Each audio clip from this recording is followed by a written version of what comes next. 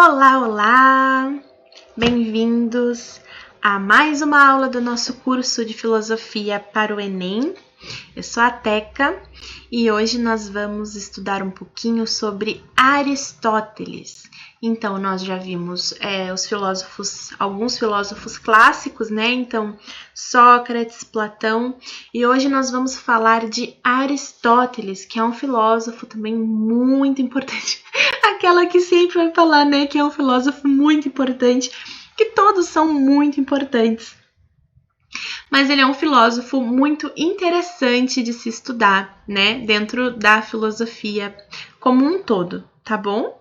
Então, bora lá, peguem então caneta, papel, né, para vocês irem fazendo anotações enquanto eu falo, né? Lembrando que as aulas aqui ficam disponíveis no canal para vocês assistirem quantas vezes vocês quiserem, né? Então, pausar, copiar o que quiserem copiar sobre o que eu falar aqui, certo? Então, uma boa aula para nós. Vamos lá.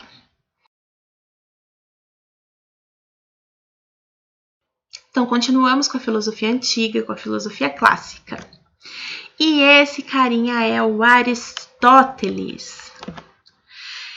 Então, gente, quem foi Aristóteles? Bom, Aristóteles, ele foi aluno de Platão. Então, vejam, Platão foi aluno de Sócrates e agora nós temos Aristóteles, que foi aluno de Platão. Mas ele discordava das principais ideias de seu mestre. Gente, quando eu falo que ele discordava das principais ideias do mestre dele, eu tô falando a gente pode trazer aqui a teoria mais importante de Platão, tá? Então, que é dos mundos, né? Então, do mundo sensível, do mundo inteligível. Vocês devem recordar, né, que nós vimos na aula anterior, que era a nossa aula de Platão, que eu falei sobre o mundo sensível e o mundo inteligível, né? Então, o mundo sensível é o mundo onde a gente sente as coisas, né? O mundo das sensações. E o mundo inteligível seria o mundo onde se é produzido o conhecimento, o mundo da razão e tudo mais. Quando eu digo que Aristóteles ele se opõe às ideias de Platão, é porque é o seguinte, o Aristóteles acredita que no mundo sensível, o mundo sensível, ele seria capaz de gerar conhecimento também, tá bom? Então, Aristóteles acredita que a essência das coisas estão nas próprias coisas, tá? Que a história das coisas estão nelas mesmas, né? Que a essência delas se encontram nelas mesmas e não nesse outro mundo, né? No mundo inteligível. Então, ele acredita que o mundo sensível, sim, é um mundo onde a gente consegue produzir conhecimento também, tá? Lembrem disso. Ele se opõe às principais ideias de Platão. Então, lembrem sempre de mundo sensível e mundo inteligível. Mundo das sensações, que é o mundo sensível, e o inteligível, que é esse mundo da razão. O mundo das ideias, tá bom? Ele diz, então, que no mundo sensível a gente também consegue produzir conhecimento e que a essência das coisas estão nas próprias coisas, né? Então, ele não acreditava nesse mundo das ideias platônico, tá bom? A sua metafísica, né? Então, a sua filosofia primeira, tá? Partia do concreto. Se baseava na relação sujeito e objeto e substância, tá? A essência. E quando eu falo que a metafísica, que é a filosofia primeira, né, de Aristóteles se baseia no concreto, a partir desse pensamento, né, de que a essência das coisas estão nas próprias coisas e não no inteligível, né? Que ele parte do concreto, que ele se baseia dessa relação sujeito-objeto, vocês vão entender um pouco melhor a filosofia de Aristóteles. Então, vocês vão entender, por exemplo, uma teoria que ele criou, que é bem interessante e bem importante, que a partir dessa teoria justifica, né, esse pensamento dele, né, a visão dele, né, de ver o mundo, né, de ver as coisas de uma forma mais concreta, mais real, essencial e tal. Vocês vão ver a partir dessa teoria dele, tá? Que é a teoria das causas, que é bem interessante, bem importante, tá bom? O Aristóteles, diferente lá de Sócrates e de Platão, ele vive num período que a gente chama de período de transição, tá? Então é um período onde a gente está saindo do clássico e passando para o período helenístico. E o Aristóteles, a visão dele, a filosofia dele, ela é muito importante para a visão filosófica do período helenístico, a visão que vai ser formada, né, posteriormente. Por quê? Porque Aristóteles ele vai ser o tutor, né, o professor de Alexandre o Grande. Então, Alexandre o Grande, que vocês vão entender na próxima aula, né, de filosofia helenística, mas só para introduzindo, né, ao assunto, o Aristóteles ele é muito importante na história e a filosofia helenística ela parte de um pensamento aristotélico, né, por conta de Aristóteles ter sido o professor de Alexandre o Grande, né. Então ele é um filósofo super importante e interessante de se estudar.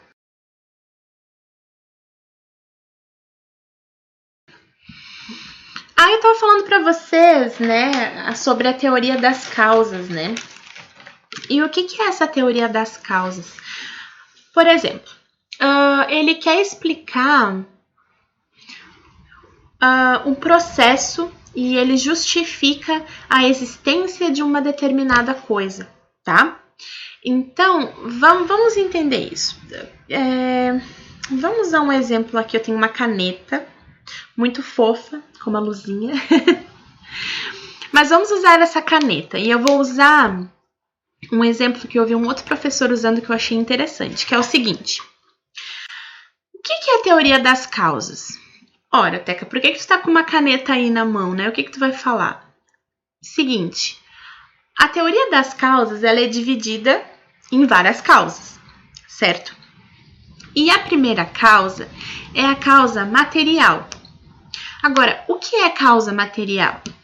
A causa material, ela diz respeito à matéria-prima de uma determinada coisa, tá? Então, por exemplo, isso aqui é uma caneta de plástico, tá? Então, vamos pensar que a causa material dessa caneta linda e brilhante é o petróleo, tá bom? Então, a causa material, ela diz respeito à matéria-prima de uma determinada coisa.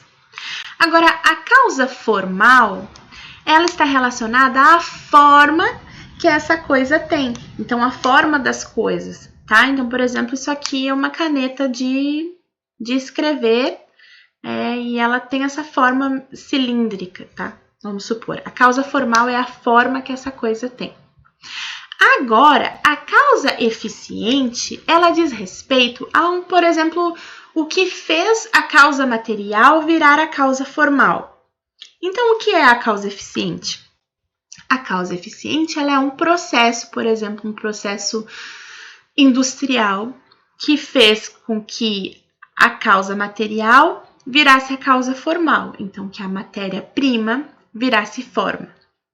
E a causa final, que é a causa mais importante, ela está relacionada à finalidade do ser, à finalidade daquela coisa. Bom, a finalidade disso aqui é me ajudar, né, a escrever coisas que eu julgo importantes de uma aula, a causa final é desenhar, me fazer desenhar, né? Me oportunizar desenhar. Entende? Então vejam que ele está partindo do concreto e que ele está buscando uma explicação para as coisas existirem, tá? Do porquê e como elas existiram. Ele está partindo do concreto. Então a teoria das causas dele, usando esse exemplo, está nos trazendo uma explicação lógica para a existência de alguma coisa, né? Então ele está nos dizendo que tudo possui uma causa material, uma causa formal, uma causa eficiente e uma causa final, né? E eu estou usando um exemplo, a minha caneta de plástico, porque é o que eu tenho aqui, mas a gente poderia usar inúmeros outros exemplos, tá bom? Tá, entendemos o que é a teoria das causas de Aristóteles. Aí agora, a partir desse pensamento que a gente já sabe de onde está partindo, né? A gente já está entendendo qual é a metafísica, né? Da onde parte essa metafísica, né? De Aristóteles. Ele vem nos falar também o que é potência e ato, tá? Que tudo é potência e ato. Mas agora, o que é potência e ato?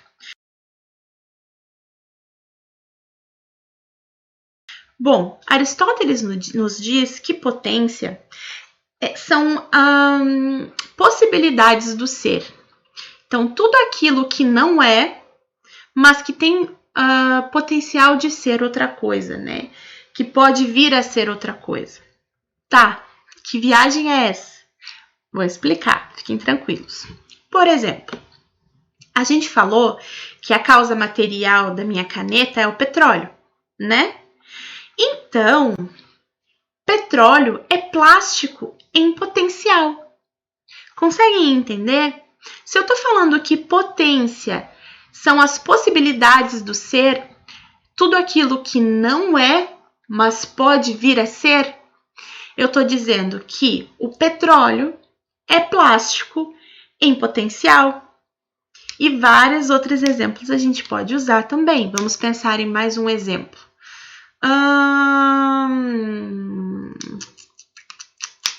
Deixa eu ver. Já sei. Por exemplo, resina. É resina que sai das árvores, né? É borracha em potencial. Árvore é madeira em potencial. A madeira é uma casa em potencial. Entende? Eu tô falando de coisas que não são, mas que podem vir a ser. Eu tô falando das potencialidades de alguma coisa. Isso é potência. Agora, ato diz respeito à situação atual do ser. Tudo aquilo que já é. Aquilo que já é, por exemplo, o petróleo já é petróleo. A terra é terra, a árvore é árvore. Eu tô falando da situação atual daquele ser. É tudo aquilo que já é e ponto, né? E potência, eu tô falando dos potenciais daquela coisa de ser outra. Então, o ato é aquilo que já é e potência é aquilo que ainda não é, mas tem potencial de ser, tá? Estamos conhecendo mais o pensamento metafísico, né, de Aristóteles. Mas agora, o Aristóteles, ele não fala só dessas coisas, né? O Aristóteles, ele foi um cara preocupado com várias coisas, né? Inclusive, ele já nos falava sobre ética, sobre política, né? Ele foi também um cara muito importante nesse quesito, né? E estudiosos posteriores a Aristóteles, né? Os filósofos políticos, né? Que a gente vai estudar mais para frente, como Maquiavel, como Rousseau, como... Deixa eu ver quem mais. Enfim, John Locke. Eles já entendiam a política pela visão platônica e pela visão aristotélica, né? Então, vocês lembram que eu falei que Platão tinha uma visão idealista da política, né? Ele ele acreditava num lugar justo, onde todos vivessem felizes e que o líder fosse o mais sábio, enfim. O Aristóteles, ele já tem uma visão um pouco diferente, tá?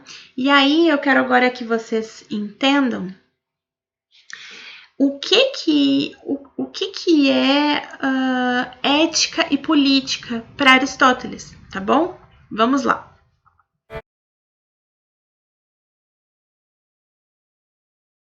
Para Aristóteles, a ética, ela está intrinsecamente ligada à felicidade, tá?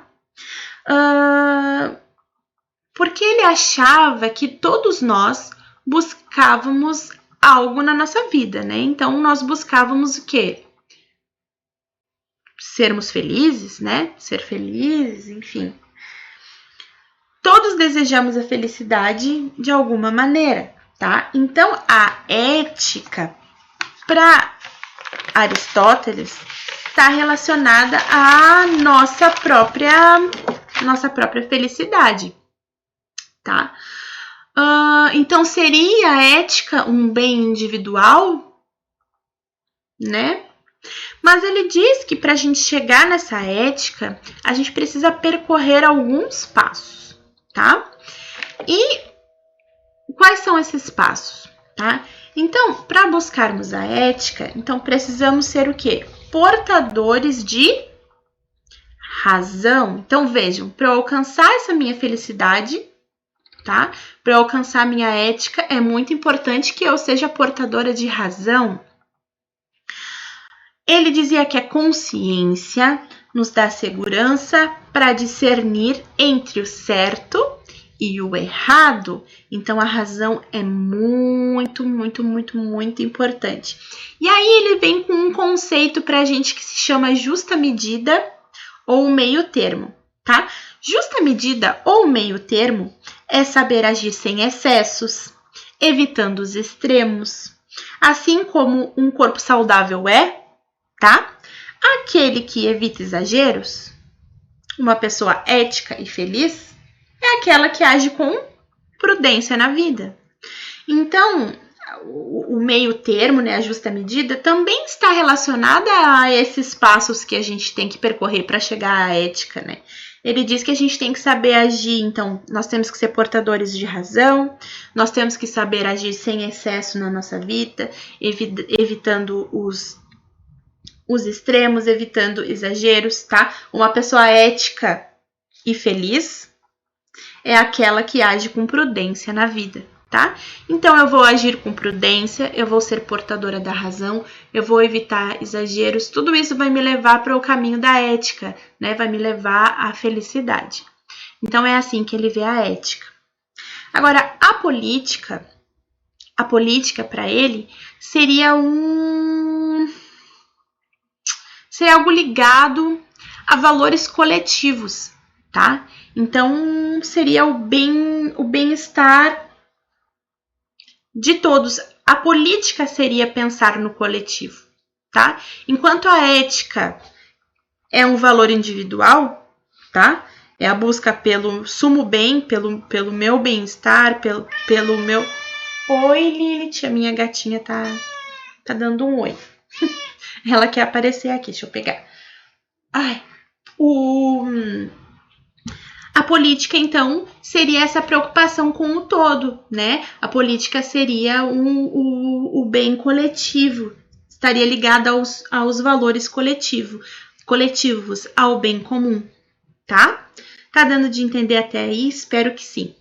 Eu coloquei aqui, né, que ele é o tutor de Alexandre o Grande, já falei para vocês, e ele criou o Liceu.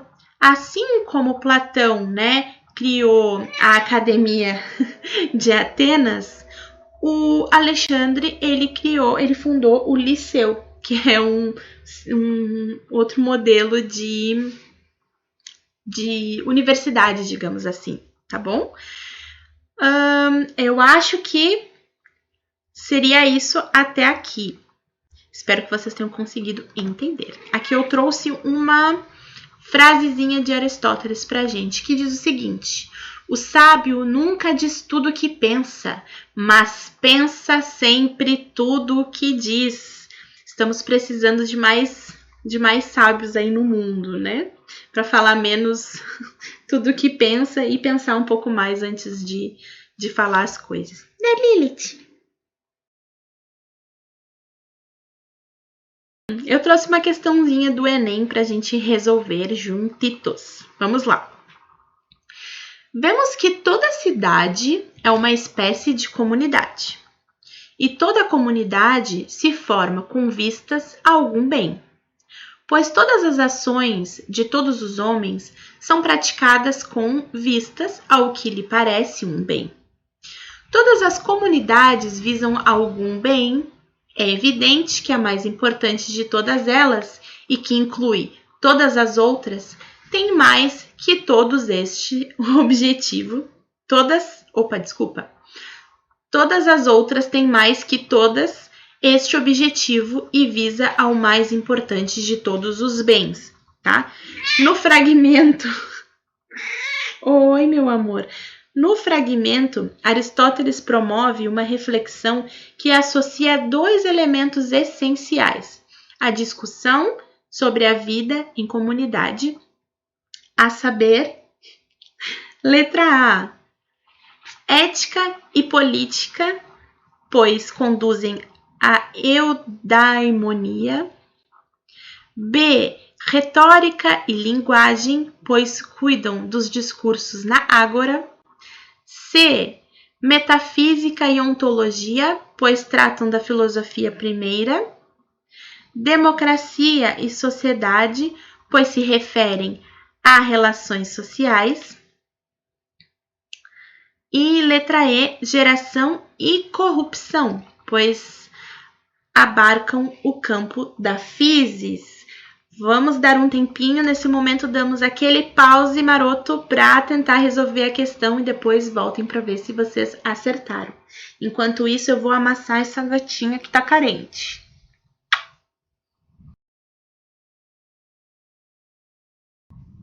Voltaram? Então tá, vamos lá. Vamos de novo aqui na questão, porque eu estava meio desconcentrada por causa desta menina. Temos que toda cidade é uma espécie de comunidade, e toda comunidade se forma com vistas a algum bem, pois todas as ações de todos os homens são praticadas com vistas ao que lhe parece um bem. Todas as comunidades visam algum bem. É evidente que a mais importante de todas elas, e que inclui todas as outras, tem mais que todas este objetivo e visa ao mais importante de todos os bens, tá? Então, o Aristóteles está nos promovendo uma reflexão que associa dois elementos essenciais à discussão sobre a vida em comunidade, certo? Essa vocês com certeza acertaram, né, Lilith? Por quê? Porque a gente acabou de falar sobre isso. Então, a resposta certa é a letra A, ética e política. Ó, ética e política, pois conduzem à eudaimonia. Ética e política são extremamente importantes para se viver bem em comunidade, né? A ética que vai ser responsável pelo meu bem, pelo meu sumo bem, né? Pela minha felicidade, e a política que vai cuidar, então, do coletivo, tá bom? Retórica e linguagem nós vamos ver na próxima aula, que é a nossa aula de sofistas, né? Então, a gente vai aprender mais sobre retórica. Metafísica pode confundir vocês, né? Porque a metafísica está relacionada, sim, ao Aristóteles, mas nós não estávamos falando da sua metafísica, a gente estava falando da sua visão política, né? Democracia e sociedade, pois se referem a relações sociais. Não. E a letra E, geração e corrupção, pois abarcam o campo da physis, não também, né? E physis, quem é que fala? Quem eram os filósofos da physis? Quem é responsável pelo campo da physis, né? Os filósofos pré-socráticos. Aristóteles tem relação com esse pensamento, né, pré-socrático? Tem sim, porque, né, ele é um filósofo ligado à física, né, à matemática, a vários pontos aí do conhecimento humano, mas não é disso não é isso que a questão está nos cobrando, nos perguntando, né? Espero que vocês tenham acertado. Foi um prazer estar aqui novamente com vocês, né, meu amor? A Lilith também está muito feliz aqui em estar com vocês nessa aula. E é isso então. Um beijo grande para vocês. Bons estudos e nos vemos na próxima aula, na aula de sexta-feira com os sofistas. Tchau!